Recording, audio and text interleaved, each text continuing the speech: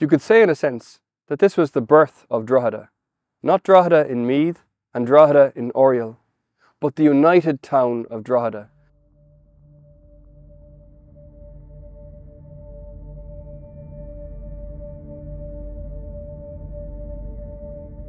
We're here at the iconic Magdalen Tower, the only remaining part of the Dominican priory that was here in medieval Drogheda, founded in 1224, just 3 years after the death of St. Dominic.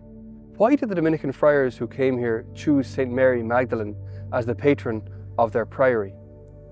It makes sense if you think about it. The Dominicans are the order of preachers. They exist to preach the good news of Jesus Christ, who died and rose from the dead. And St. Mary Magdalene is the first of the preachers of the resurrection. Remember, she meets the risen Jesus in the garden, and he sends her to go and tell the news of his resurrection to the apostles. She's the apostle to the apostles.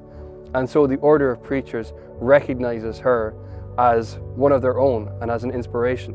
From its foundation right up to its suppression by King Henry VIII, this priory was the site of some very important events. Irish Dominicans gathered here for their chapters.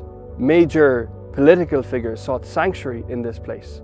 And King Richard II, towards the end of the 14th century, received in this place the submission of the northern chieftains, the O'Neill, the McMahon, and so on. But my favourite story about this community is the story about how the preaching of one of the friars here caused Drogheda to become one town. The year was 1412. Up to that point, there were in fact two separate boroughs, two separate towns on the banks of the River Boyne. Drogheda in Meath on the south side and Drogheda in Oriel on the north side. They were colonised by different groups of Normans, and very importantly, they had different taxation rates, which caused huge strife between them. Things got very bad at a certain point. There were bitter feuds between the two sides, and there was even, on occasion, bloodshed. It was in this context that a certain friar of this community, Father Philip Bennett, was invited to preach in St. Peter's Church, Old St. Peter's now, on the feast of Corpus Christi in the year 1412. Now, Corpus Christi is the feast when Catholics celebrate the sacrament of the Eucharist, the sacrament of unity, the sacrament that brings together the scattered members into one body. And that's precisely the theme Friar Philip chose to preach on: unity. He insisted that this event, this Feast of Corpus Christi, should be an event not only for those on the north side, but those on the south side as well. They were invited to this celebration.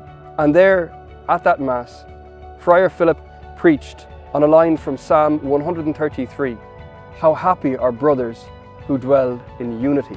He preached on that theme, and then at the end of the sermon, he asked the gathered congregation if they would be willing to have the two towns combine into one, so that they would not have only spiritual unity in the Eucharist, but political unity too. And one man, William Simcock, stood up and answered on behalf of all, "We will." Then Friar Philip invited leaders from both sides of the River Boyne to come to a feast here in St. Magdalene's. There they feasted and celebrated and wrote a letter to the King of England asking that the two towns become one town. And it was granted.